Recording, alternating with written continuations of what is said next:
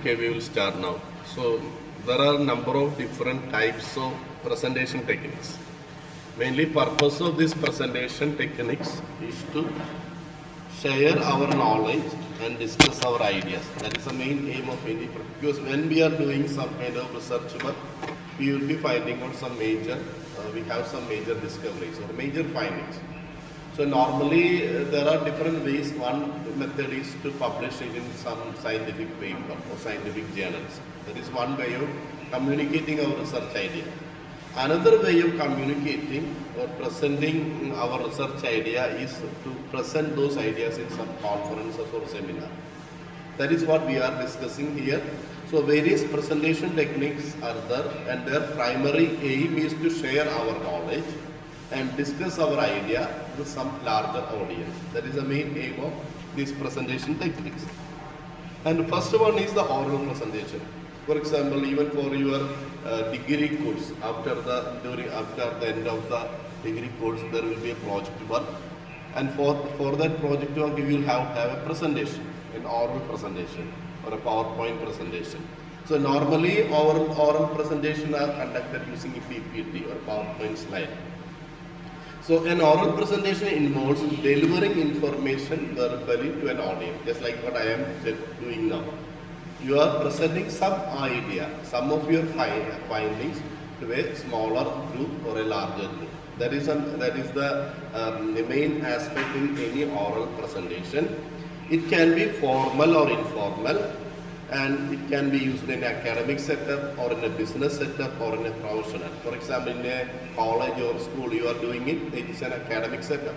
For example, you are doing the same thing in a business meeting, or then we can call it as a business presentation. Then professional presentation, you are presenting it in a, for example, a research group. So it is a professional presentation.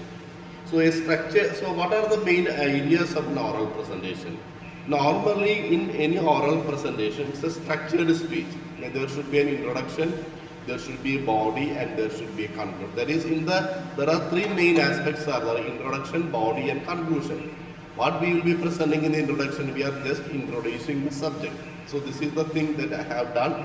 This is the title of my work, and this are the main objectives. So a brief idea that, for example, just to catch the attention of the audience, we will be giving a summary of what we have done. That is the mainly and the relevance of our work. That is what is mentioned in the introduction. In the body or in the main part, we will be going into the details of our work. Then finally in the conclusion, we are just concluding what was the importance of our work and what are the things that we have not done and what is left possible to carry out in future. So normally in any oral presentation, we can use visual aids like slides, PowerPoints. For example, now I can do the same thing in a Word file also, but in a Word file it may not look so much attractive. Then that is why we are using PPT slide or PowerPoint slide. Then we can also include chart will be there, and if we want, we can add some picture or video. All these we can insert into the PPT slide. So that is the advantage of using PPT. Then engagement with the audience through eye contact and board. So that is also one important. When you are talking to the audience, you should always look at their face, or you should always look at their eyes. Then only, because when we are looking at somebody's eyes, they always will be interested in understanding or what you are saying. So the establishing eye contact is an important thing. Then question answer session at the end is to clarify. That is, after making your presentation, you can give 1 or 2 minutes. If there are any doubts, this is the time you can ask. So that way also you can improve the engagement of the audience, their interest in the audience. So in a very formal presentation, there should be some time should be given for answering the doubts raised by the audience. So these are the main aspects of an oral presentation. Then second thing is the assignment. What is assignment? You know, you have been doing assignment for a long time. Sometimes you may feel this assignment is a headache. So assignment is a written practical work. So you are writing something, this we cannot say it in oral way. It's a written practical work given to the students or professionals to assess their understanding of the work. So what is the advantage of that? So when you are preparing a assignment in detail, you will be studying about that subject. For example, if you go to foreign universities, maybe for many papers there will not be an examination. Instead of examination, they will ask you to submit an assignment, a detailed assignment, and that detailed assignment will be having the same mark as a normal examination paper. For example, there may be 4 papers in a semester. Out of the 4 papers, 2 papers may be assignment, 2 papers may be only written examination. So this is the normal pattern that is followed in many universities abroad. So assignment is also an important thing. While primarily a written work, it may also involve oral presentation. Like sometimes to clarify your assignment, sometimes in an academic setup, the teachers may ask you, you present your work. So this is the assignment, you present and your work. A research-based approach. So what are the important things in an assignment, in a good assignment? It should be a research-based approach with critical analysis. That is one important aspect. There should be a formal structure, just like anything. Introduction, main body and conclusion should be there. Proper citational source. Nowadays, we can take a lot of information from internet. All this information are actually produced by someone. So if you go to ChatGPT, you can see that in ChatGPT also there are a lot of options. Normally, if you type something in ChatGPT, it won't show any citation. But I will show you.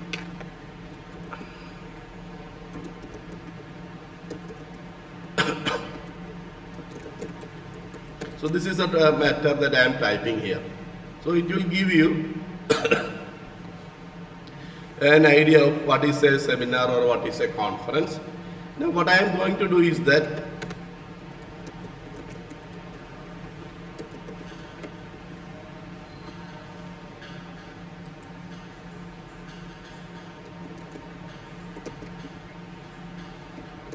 so you can, if you type something like that, it will show you the major. See, these are the books from the Ityahas Day. So this way you can get the citation. So if you just simply write, it will not show. And if you want to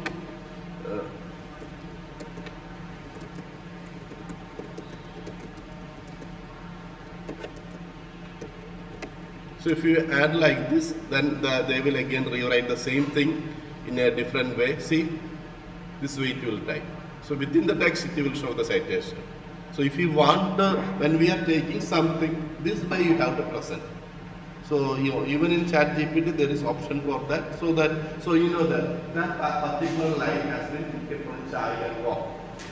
So that way you can present your work. So that is also an important thing.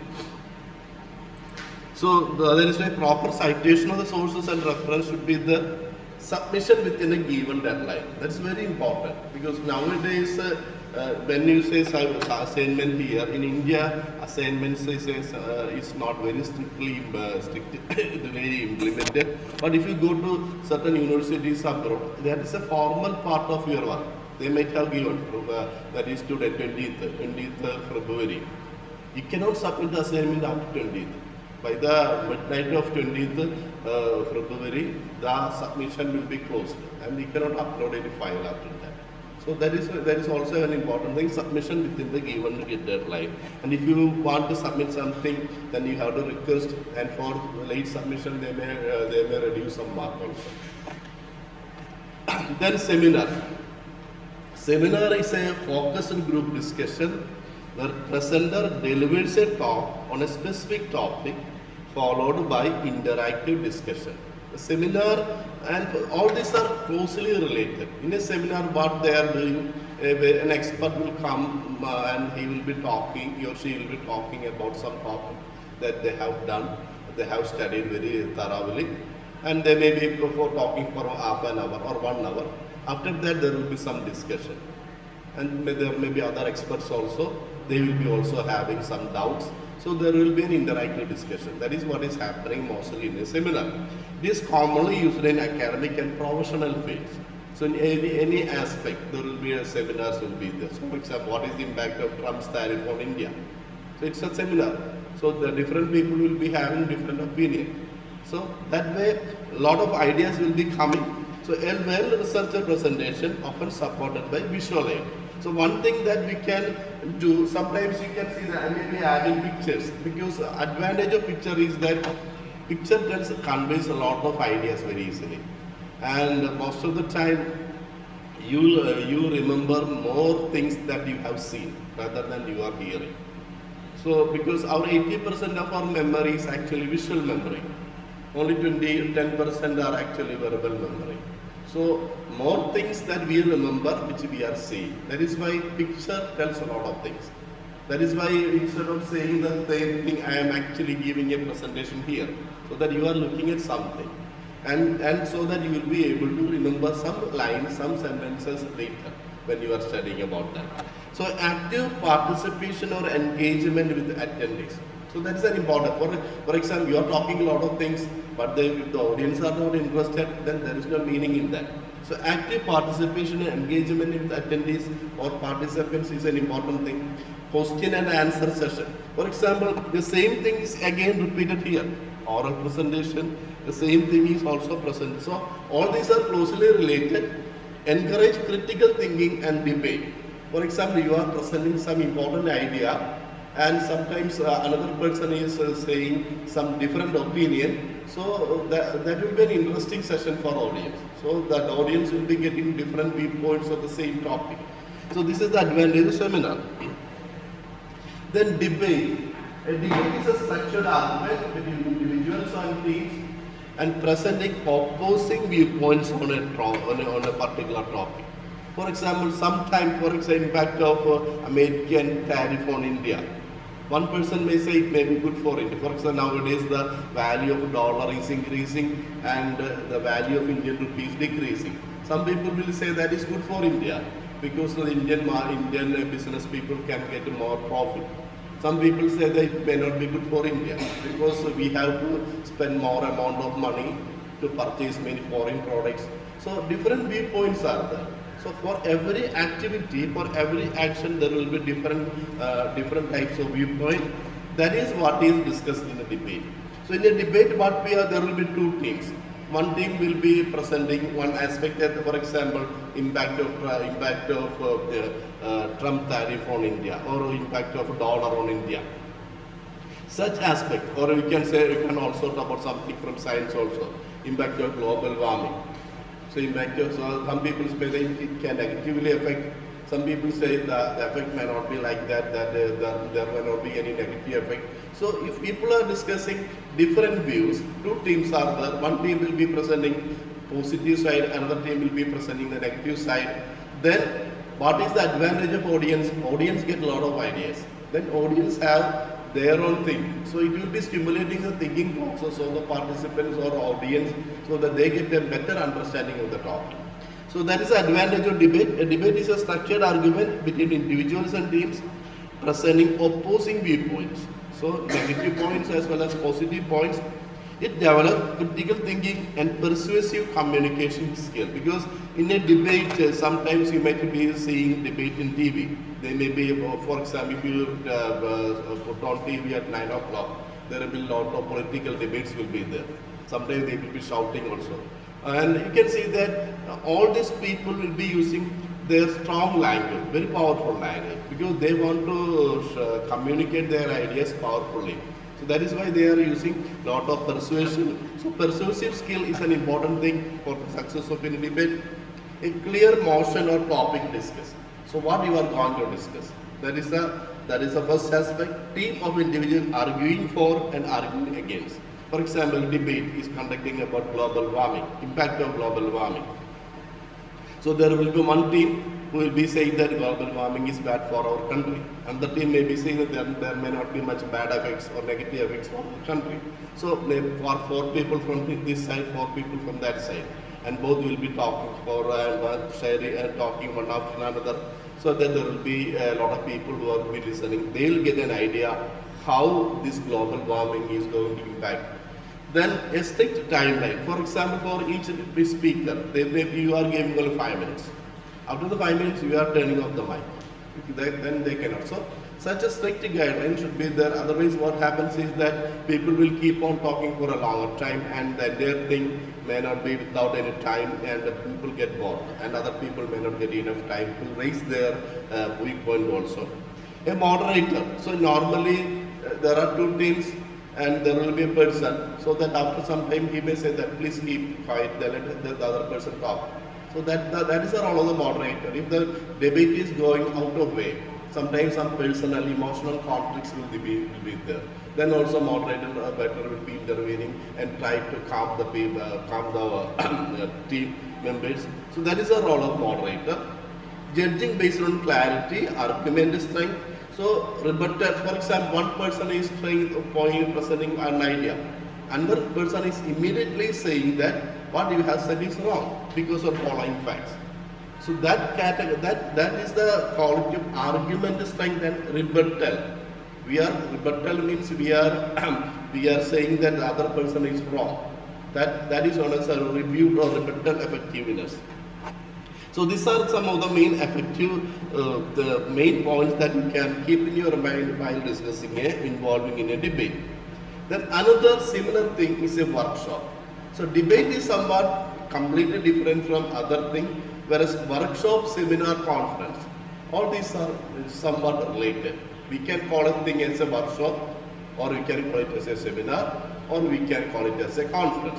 So workshop is an interactive session focused on skill development. For example, one important major difference between workshop and a conference is that in a workshop, some practical activity will be there. For example, you are doing a workshop on dissection skills on cockroach. It is a workshop. You cannot do it like in a presentation because you are doing some work, you are carrying out some dissection, then you are learning some skills of dissection. So that is a workshop. So mainly, for example, identification of butterflies. You are bringing some butterflies, you are using some textbook or with the help of expert, you are identifying. So that is also a workshop. So in a workshop, important point is that there will be some practical activity. And the main aim of the workshop is developing your skills.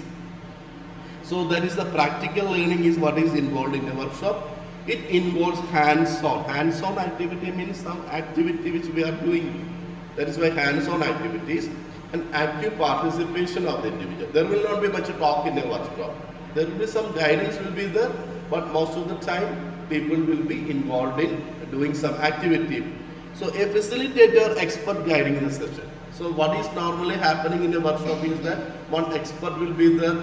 He will be giving some idea how you have to do this and what are the precautions you have to do, what are the safety measures you have to do. So that is the role of the facilitator or expert. Practical exercises, case studies, group activities there. For example, there are 50 team members. They will be dividing each team member into 10 teams. So that each team will be having 5 members. So these 5 people will be actively involved in carrying out that particular activity. So that way the workshop is normally conducted. Encouragement of teamwork and collaboration. So if in a small team there may be 4 or 5 people, and these 5 people will have to collaborate, will have to share their knowledge and expertise. Then only they may be able to complete the work. So that is the advantage of workshop. So you will learn to learn how to associate, how to share your knowledge with somebody else's knowledge, how to work in a group. All these you will be able to learn because of by participating in the workshop. Then immediate feedback and hands-on experience. So that is one important thing. In a workshop, normally we will be doing some practical work so that if we are failing, you are immediately getting the feedback. So that is why you have failed. So that you have an opportunity to correct and redo the same thing until you get the correct thing. So that is the advantage of workshop. Then finally, colloquium. In a colloquium, it's also like a conference. A colloquium is an academic meeting where researchers, scholars and experts present their work and receive feedback. So it's almost like a conference, but it is mostly conducted in an academic setup. There is no business colloquium, only academic colloquiums are there. So it's an academic meeting, researchers, scholars, experts will be presenting their work. It fosters intellectual exchange and discussion. The same thing that is happening in a conference or seminar is also happening in a colloquium. A research-based presentation by a speaker. So a colloquium is mainly on research activities or research work. A panel of experts or peers providing critical feedback. For example, you are making a presentation on butterfly diversity of Kerala or moth diversity of Kerala. Before a group of experts are there, and you present your work, and at the end of the work, their presentation, they are making their suggestion. So these are the areas where your work is very good, very excellent, you have done wonderful work. But these are areas where you have some shortcomings, you have some deficiencies, you have to correct it. This is the method you can do for correcting your work. So these are the things which are followed in a colloquium. Open discussion and questions from the audience. So there is not much difference between colloquium, conference, seminar. All these are basically similar. Often used for research validation and scholarly discussion. That is the advantage of. So a colloquium is mainly for academic purpose, mainly for research-based meetings. That is the nature of the colloquium. Then finally, conference. And in the conference is largely a large formal gathering where experts present research ideas or innovation related to particular field. For example, 100 people are more than 500 people are participating. It is a conference. More than 1,000 people are participating. It is a conference. But only a small group is participating, maybe 10 or 15 people. Then we can call it as a workshop or a colloquium. So based on the number of participants, something can be a colloquium or something can be a conference. It provides networking opportunities and promote. What is the advantage? For example, sometimes I go for conference abroad. The main advantage of going for such a conference is that I sometimes go for Asian conference, sometimes go for international conference. So if we go for Asian conference, people from different countries will be there, maybe China, maybe Japan, maybe Malaysia, Singapore. So they will be also doing our work similar to our work. And their approach may not be the same way we are doing. So when we see their presentation, we get new ideas about how they are doing, what are the methods they are adopting. So by knowing about their methods, we can improve our methods. So that is the advantage of participating in conference. And we can have, there will be a lot of lunch session, tea breaks will be there, and during this lunch session we can interact with them, we can discuss further, we can a lot of share our ideas, and we get a lot of connections also, and that connection we can utilize for later. For example, last time I had a PhD student, she was doing on one particular type of spider, and for most of her work she got the help from one person in China, and I met that person when I was attending a conference in China. So because of his help, she could complete the project, complete her PhD in a more without much mistakes. So that is the advantage of going for this kind of conference. It brings new connections, and these connections are always valuable. So in a research, networking, having a lot of contacts is an important thing. Nowadays because we cannot be expert in everything. We can be expert in only a small area. That is only expected. But there are certain things where other people are more good. So that when we have difficulty, try to contact them and they will share their expertise. When they have a difficulty, we can share our expertise. So that is the advantage of going for conference. So people know this person is good in that field, this person is good in that area. So that is the advantage of going for conference, and conference always help in networking. And there will be opportunities for collaboration, so that two people can, for example, Indian scientists and scientists from China or scientists from Malaysia, they can work together on one particular thing. For example, you want to study about the butterfly diversity of Asia. An Indian person cannot do. But if there is a team of Chinese, Pakistan, Sri Lanka, Malaysia, different countries of Asia, then it is possible. So each person studying about one butterfly from their area, then you can bring forth a detailed work on butterfly diversity of Asia. So that is the advantage of networking. Then proceedings published in academic or professional journals. That is also an advantage of this kind of meetings. So that's why. So there is not much difference between conference. A conference will be usually a larger meeting, whereas other things will be a smaller meeting. So this is an idea of a different type of presentation techniques.